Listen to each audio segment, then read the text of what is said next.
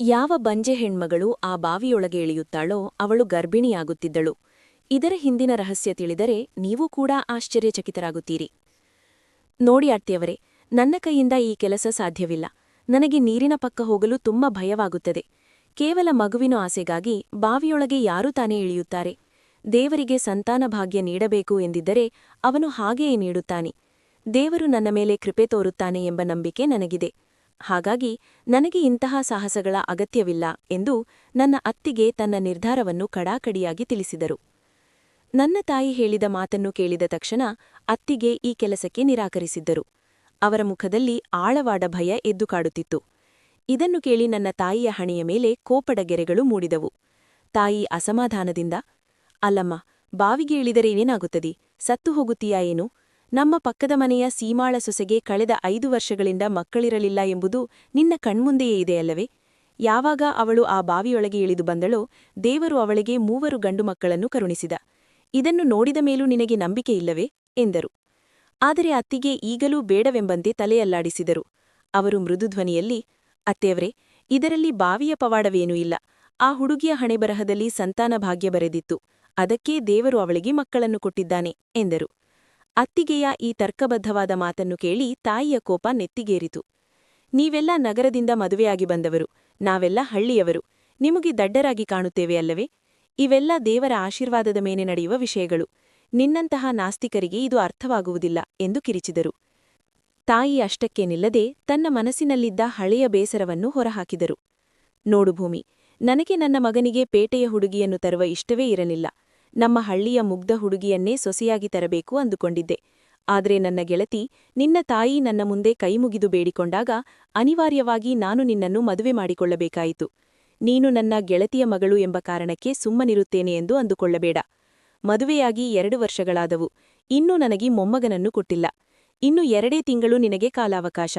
ಅಷ್ಟರಲ್ಲಿ ಏನಾದರೂ ಸಿಹಿಸುದ್ದಿ ಕೊಡದಿದ್ದರೆ ನಿನ್ನನ್ನು ಈ ಮನೆಯಿಂದ ಹೊರಹಾಕಿ ನನ್ನ ಮಗನಿಗೆ 2ನೇ ಮದುವೆ ಮಾಡುತ್ತೇನೆ ಎಂದು ಅಬ್ಬರಿಸುತ್ತಾ ರೂಮಿನಿಂದ ಹೊರಗೆ ನಡೆದರು. ಅತ್ತಿಗೆಯ ಕಣ್ಣುಗಳು ಕಣ್ಣೀರಿನಿಂದ ತುಂಬಿ ಬಂದವು.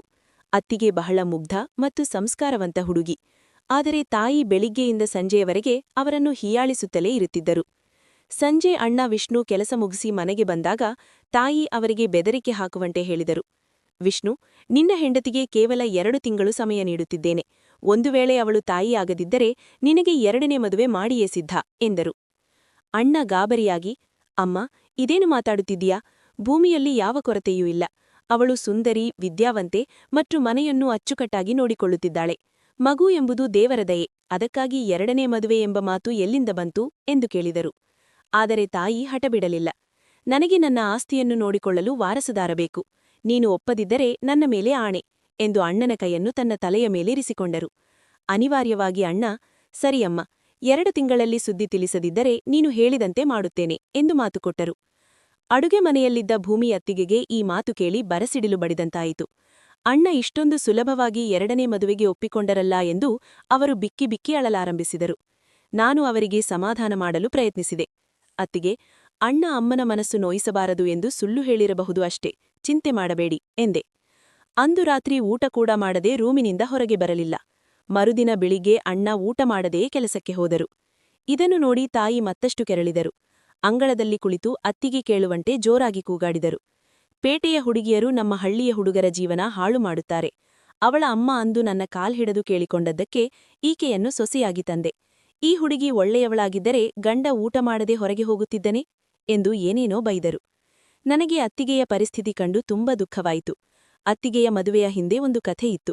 ಅವರು ಕಾಲೇಜಿಗೆ ಹೋಗುತ್ತಿದ್ದಾಗ ಕೆಲವು ರೌಡಿ ಹುಡುಗರು ಅವರನ್ನು ಪೀಡಿಸುತ್ತಿದ್ದರು. ಒಬ್ಬ ಪುಂಡ ಹುಡುಗ ಅವಳನ್ನು ಮದುವೆಯಾಗಲೇಬೇಕು ಎಂದು ಬೆದರಿಕೆ ಹಾಕಿದ್ದ. ಭೂಮಿಯ ತಾಯಿ ಒಬ್ಬಂಟಿ ಮಹಿಳೆಯಾಗಿದ್ದರಿಂದ ಮಗಳನ್ನು ರಕ್ಷಿಸಲು ಹಳ್ಳಿಯಲ್ಲಿದ್ದ ತನ್ನ ಹಳೆಯ ಗೆಳತಿಯಾದ ನನ್ನ ತಾಯಿಯ ಬಳಿ ಮಗಳನ್ನು ಸೊಸೆಯಾಗಿ ಸ್ವೀಕರಿಸಲು ಕೇಳಿಕೊಂಡಿದ್ದರು. ಮೊದಲು ನನ್ನ ತಾಯಿ ನಿರಾಕರಿಸಿದ್ದರೂ ಗೆಳತಿಯ ಪರಿಸ್ಥಿತಿಗೆ ಕರಗಿ ಮದುವೆಗೆ ಒಪ್ಪಿಕೊಂಡಿದ್ದರು. ಭೂಮಿ, ಅತ್ತಿಗೆ ಮನೆಯ ಎಲ್ಲಾ ಕೆಲಸಗಳನ್ನು ಅಚ್ಚುಕಟ್ಟಾಗಿ ಮಾಡುತ್ತಿದ್ದರು. ಯಾರಿಗೂ ಎದುರು ಮಾತಾಡುತ್ತಿರಲಿಲ್ಲ. ಆದರೂ ತಾಯಿ ಕೇವಲ ಅವಳು ನಗರದವಳು ಮತ್ತು ಇನ್ನೂ ಮಗುವಾಗಿಲ್ಲ ಎಂಬ ಕಾರಣಕ್ಕೆ ಅವಳನ್ನು ದ್ವೇಷಿಸುತ್ತಿದ್ದರು. ನಾನು ತಾಯಿಗೆ ತಿಳಿಹೇಳಲು ಪ್ರಯತ್ನಿಸಿದರೂ ಅವರು ಕೇಳಿಸಿಕೊಳ್ಳುವ ಸ್ಥಿತಿಯಲ್ಲಿರಲಿಲ್ಲ. ಅತ್ತಿಗೆಯ ಕಣ್ಣೀರು ಮತ್ತು ಅಮ್ಮನ ಹಠದ ನಡುವೆ ಆ ಮನೆಯ ವಾತಾವರಣ ತುಂಬಾ ಮೌನವಾಗಿ ಮತ್ತು ಭಾರವಾಗಿತ್ತು. ನೀವು ಅವರ ಬೆಲೆ ತಿಳಿಯಬೇಕಿತ್ತು. ಆದರೆ ತಾಯಿಗೆ ಈ ಮಾತುಗಳು ಎಲ್ಲಿ ಅರ್ಥವಾಗುತ್ತಿದ್ದವೋ? ಅವರಿಗಂತೂ ತನ್ನ ಗೆಳತಿಯೇ ಕೈಮುಗಿದು ಮಗಳ ಸಂಬಂಧವನ್ನು ತನ್ನ ಮಗನಿಗೆ ನೀಡಿದ್ದಾಳೆ ಎಂಬ ಅಹಂಕಾರವಿತ್ತು. ಈ ಕಾರಣದಿಂದ ಅವರು ತಮ್ಮ ಕಣ್ಣಿನಲ್ಲಿ ತಾವೇ ಭಗವಂತನಾಗಿ ಕುಳಿತಿದ್ದರು ಮತ್ತು ಅವರ ಬಾಯಿಗೆ ಬಂದದ್ದನ್ನೆಲ್ಲ ಅತ್ತಿಗೆಗೆ ಸುರಿಸುತ್ತಿದ್ದರು. ತಾಯಿಯ ಈ ವರ್ತನೆಯನ್ನು ನೋಡಿ ನನಗೆ ತುಂಬಾ ಭಯವಾಗುತ್ತಿತ್ತು. ಅವರು ಅತ್ತಿಗೆಯ ಜೊತೆ ಏನು ಮಾಡುತ್ತಿದ್ದಾರೋ ಅದು ನಾಳೆ ನನ್ನ ಜೊತೆಗೂ ಆಗಬಹುದು ಎಂಬ ಆತಂಕ ನನಗಿತ್ತು. ಅಮ್ಮ ಮಾಡಿದ ಪಾಪದ ಶಿಕ್ಷೆ ನನಗೆ ಸಿಗಬಾರದಲ್ಲವೇ ಎಂದು ನಾನು ಅಮ್ಮನ ಬಳಿ ಹೇಳಿದಾಗ ಅವರು ಹೇಳುತ್ತಿದ್ದರು, ನಿನ್ನ ಜೊತೆ ಹಾಗೇನೂ ಆಗುವುದಿಲ್ಲ, ನೀನು ಚಿಂತಿಸಬೇಡ. ನೀನು ಮನೆಯ 4 ಗೋಡೆಗಳ ಮಧ್ಯೆ ಬೆಳೆದವಳು. ನಿನ್ನ ಹಿಂದೆ ಯಾವ ಹುಡುಗರು ಬಿದ್ದಿದ್ದಾರೆ ಎಂದು ನಿನಗೆ ಅತ್ತೆ ಮನೆಯಲ್ಲಿ ಈ ಮಾತುಗಳನ್ನು ಕೇಳುವ ಪ್ರಸಂಗ ಬರುತ್ತದೆ ಎಂದು. ಅಮ್ಮ ಯೋಚಿಸದೆ ಈ ಮಾತುಗಳನ್ನು ಹೇಳುತ್ತಿದ್ದರು. ಆದರೆ ನಾನು ಒಳಗಿನಿಂದ ನಡುಗಿ ಹೋಗುತ್ತಿದ್ದೆ. ಅಮ್ಮನ ಅರಚಾಟಕ್ಕೆ ಹೆದರಿ ಅತ್ತಿಗೆ ರೂಮಿನಿಂದ ಹೊರಬಂದು ಸುಮ್ಮನೆ ತಿಂಡಿ ತಯಾರಿಸಿಟ್ಟರು. ನಂತರ ಮನೆಯ ಕೆಲಸಗಳಲ್ಲಿ ತೊಡಗಿಕೊಂಡರು. ಆದರೆ ಅವರ ಮುಖದಲ್ಲಿ ನಾನು ಯಾವುದೇ ನಗು ಕಾಣಲಿಲ್ಲ. ಅವರು ಅಡುಗೆ ಮನೆಯಲ್ಲಿ ಕೆಲಸ ಮಾಡುವಾಗ ನಾನು ಅವರ ಬಳಿ ಹೋದೆ. ನನ್ನನ್ನು ನೋಡಿದ ತಕ್ಷಣ ಅವರು ನನ್ನನ್ನು ಅಪ್ಪಿಕೊಂಡು ಅಳಲಾರಂಭಿಸಿದರು. ನೋಡು, ನಿನ್ನ ತಾಯಿ ನನ್ನ ಸಂಸಾರವನ್ನು ಹಾಳು ಮಾಡಲು ಹೊರಟಿದ್ದಾರೆ. ಅವರು ತಮ್ಮ ಮಗನಿಗೆ ಇನ್ನೊಬ್ಬಳ ಸೊಸೆಯನ್ನು ತರಲು ಬಯಸಿದ್ದಾರೆ. ಈ ಮನೆಗೆ ಇನ್ನೊಬ್ಬಳು ಸೊಸೆ ಬಂದರೆ ನಾನು ಈ ಮನೆಯನ್ನು ಬಿಟ್ಟು ಶಾಶ್ವತವಾಗಿ ಹೊರಟು ಹೋಗುತ್ತೇನೆ. ನಾನು ಇಲ್ಲಿ ಇರಲಾರೆ ಎಂದು ಬಿಕ್ಕಳಿಸಿದರು. ನಾನು ಅತ್ತಿಗೆಗೆ ಧೈರ್ಯ ತುಂಬುತ್ತಾ, ಅತ್ತಿಗೆ, ಹಾಗೇನೂ ಆಗುವುದಿಲ್ಲ, ನೀವು ಚಿಂತಿಸಬೇಡಿ ಎಂದೆ. ಆದರೆ ಅವರು ಅಳುತ್ತಲೇ ಹೇಳಿದರು, ನಿನ್ನ ಅಣ್ಣ 2ನೇ ಮದುವೆಗೆ ಒಪ್ಪಿಕೊಂಡ ಮೇಲೆ ಅವರನ್ನು ತಡೆಯುವವರು ಯಾರು? ಒಂದು ಮಾತು ನಾನು ಸ್ಪಷ್ಟವಾಗಿ ಹೇಳುತ್ತೇನೆ, ನನ್ನ ಗಂಡ ಮತ್ತೊಬ್ಬ ಹೆಣ್ಣಿನ ಪಾಲಾಗುವುದನ್ನು ನಾನು ನೋಡಲಾರೆ.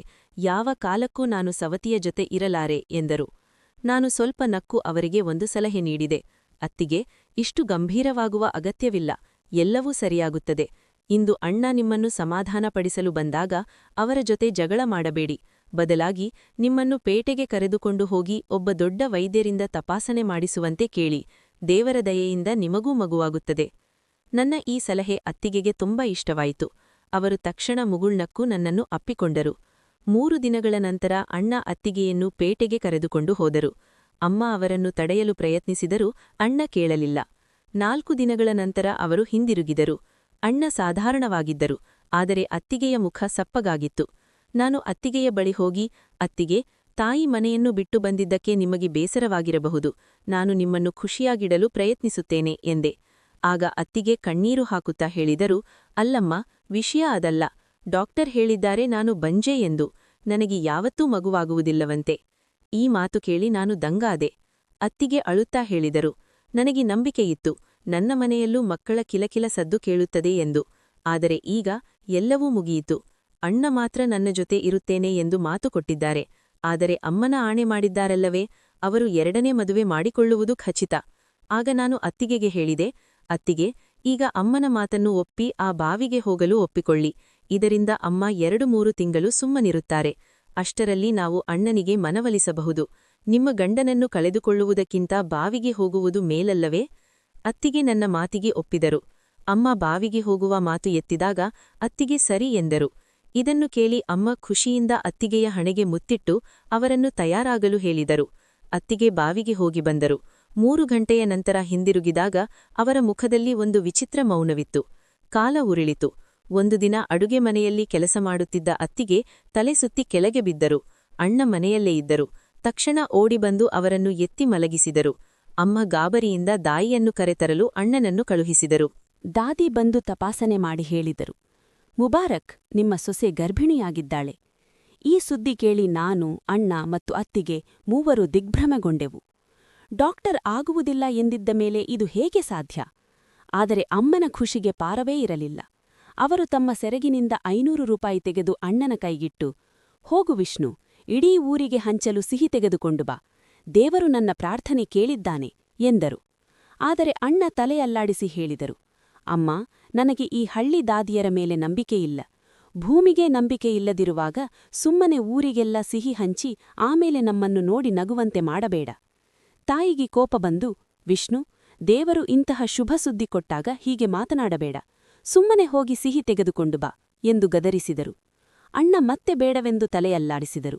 ಅವರು ಹೇಳಿದರು, ಅಮ್ಮ, ಎಲ್ಲಿಯವರೆಗೆ ನಾನು ಪೇಟೆಯ ವೈದ್ಯರಿಂದ ನನ್ನ ಹೆಂಡತಿಯ ತಪಾಸಣೆ ಮಾಡಿಸುವುದಿಲ್ಲವೋ ಅಲ್ಲಿಯವರೆಗೆ ನಾನು ಯಾವುದೇ ಸಿಹಿ ಹಂಚುವುದಿಲ್ಲ ಮತ್ತು ನಾನು ನಿಮಗೆ ಕೇಳಿಕೊಳ್ಳುವುದೇನೆಂದರೆ ಈ ವಿಷಯವನ್ನು ಯಾರಿಗೂ ಹೇಳಬೇಡಿ, ನಿಮ್ಮಲ್ಲೇ ಇಟ್ಟುಕೊಳ್ಳಿ. ಆಗ ತಾಯಿ, ಹಾಗಿದ್ದರೆ ಇನ್ನು ಕಾಯುವುದು ಯಾವುದಕ್ಕೆ? ಕೂಡಲೇ ಬಸ್ಸಿನ ಟಿಕೆಟ್ ಮಾಡಿಸು, ನಾವೆಲ್ಲರೂ ಹೋಗಿ ಭೂಮಿಯ ಚೆಕಪ್ ಮಾಡಿಸೋಣ ಎಂದು ಅವಸರ ಮಾಡಿದರು. ತಾಯಿಯ ಹಠಕ್ಕೆ ಮಣಿದು ಅಣ್ಣ ಅನಿವಾರ್ಯವಾಗಿ ಅಂದೇ ಸಂಜೆ 6 ಗಂಟೆಯ ಬಸ್ಸಿಗೆ ಟಿಕೆಟ್ ಮಾಡಿಸಿದರು. ನಾವೆಲ್ಲರೂ ಅತ್ತಿಗೆಯ ತಾಯಿ ಮನೆಗೆ ಹೊರಟೆವು.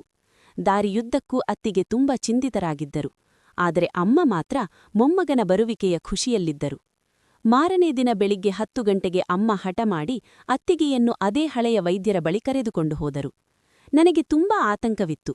ವೈದ್ಯರು ಮತ್ತೆ ನಕಾರಾತ್ಮಕವಾಗಿ ಹೇಳಿದರೆ ಅಮ್ಮನ ಪರಿಸ್ಥಿತಿ ಏನಾಗಬಹುದು ಎಂದು. ಆದರೆ ಅಲ್ಲಿ ನಡೆದದ್ದೇ ಬೇರೆ. ತಪಾಸಣೆ ಮುಗಿಸಿ ಬಂದಾಗ ಮೂವರ ಮುಖದಲ್ಲೂ ಅತೀವ ಸಂತೋಷವಿತ್ತು. ಅತ್ತಿಗೆ ಬಂದು ನನ್ನನ್ನು ಅಪ್ಪಿಕೊಂಡು ಹೇಳಿದರು, ಚಮತ್ಕಾರವೇ ನಡೆದು ಹೋಗಿದೆ. ಪೇಟೆಯ ವೈದ್ಯರೇ ಆಶ್ಚರ್ಯಚಕಿತರಾಗಿದ್ದಾರೆ. ಕಳೆದ ಬಾರಿ ಸಾಧ್ಯವೇ ಇಲ್ಲ ಎಂದಿದ್ದ ಅದೇ ವೈದ್ಯರು ಇಂದು ನಾನು ಗರ್ಭಿಣಿ ಎಂದು ಖಚಿತಪಡಿಸಿದ್ದಾರೆ. ನಾವು ಮನೆಗೆ ಮರಳಿದ ನಂತರ ಇಡೀ ಊರಿಗೆ ಸಿಹಿ ಹಂಚಲಾಯಿತು. ಆದರೆ ನನ್ನ ಮನಸ್ಸಿನಲ್ಲಿ ಒಂದು ಪ್ರಶ್ನೆ ಕೊರೆಯುತ್ತಿತ್ತು. ವೈದ್ಯಲೋಕವೇ ಕೈಚೆಲ್ಲಿದ ಮೇಲೆ ಆ ಬಾವಿಯಿಂದ ಇದು ಹೇಗೆ ಸಾಧ್ಯ? ನನಗೆ ಮೊದಲಿನಿಂದಲೂ ರಹಸ್ಯಗಳನ್ನು ಭೇದಿಸುವ ಹವ್ಯಾಸವಿತ್ತು. ಹಾಗಾಗಿ ನನ್ನ ಗೆಳತಿ ಆರತಿಯ ಸಹಾಯ ಪಡೆದು ವೇಷ ಮರೆಸಿಕೊಂಡು ಆ ಬಾವಿಯ ರಹಸ್ಯ ತಿಳಿಯಲು ಹೊರಟೆವು. ನಾವು ಬಾವಿಯ ಬಳಿ ಹೋದಾಗ ಅಲ್ಲಿ ಒಬ್ಬ ಮಹಿಳೆ ಕುಳಿತಿದ್ದರು. ಅವರು ತಮ್ಮನ್ನು ಟಿಬಿ ಎಂದು ಪರಿಚಯಿಸಿಕೊಂಡರು ಮತ್ತು ಬಾವಿಯ ರಕ್ಷಿಕಿ ಎಂದು ಹೇಳಿದರು. ಅವರು 500 ರೂಪಾಯಿ ಪಡೆದು ನನಗ ಬಾವಿಯಲ್ಲಿ ಒಂದು ಮುಳುಗು ಹಾಕಲು ಹೇಳಿದರು. ನಾನು ಬಾವಿಯಿಂದ ಹೊರಬಂದಾಗ ಅವರು ನನ್ನ ಕೈಗೆ ಒಂದು ಔಷಧಿಯ ಪ್ಯಾಕೆಟ್ ಇಟ್ಟು, ಇದನ್ನು 1 ವಾರ ಆಹಾರದಲ್ಲಿ ಬೆರೆಸಿ ಸೇವಿಸು, ನಿನಗೆ ಮಗುವಾಗುತ್ತದೆ ಎಂದರು. ಆಗ ನಾನು ಅವರ ಮುಂದೆ ಸುಳ್ಳು ಹೇಳಿದೆ. ನೋಡಿ, ನಾನು ಸಂತಾನಕ್ಕಾಗಿ ಬಂದಿಲ್ಲ. ನಾನು ಪೇಟೆಯ ಒಬ್ಬ ವರದಿಗಾರ್ತಿ, ರಿಪೋರ್ಟರ್. ಈ ಬಾವಿಯ ರಹಸ್ಯವನ್ನು ನೀವು ಹೇಳದಿದ್ದರೆ ನಾನು ನಿಮ್ಮನ್ನು ಪೊಲೀಸರಿಗೆ ಹಿಡಿದುಕೊಡುತ್ತೇನೆ ಎಂದು ಬೆದರಿಸಿದೆ. ಇದನ್ನು ಕೇಳಿ ಆ ಮಹಿಳೆ ಅಳುತ್ತಾ ಸತ್ಯವನ್ನು ಬಿಚ್ಚಿಟ್ಟರು.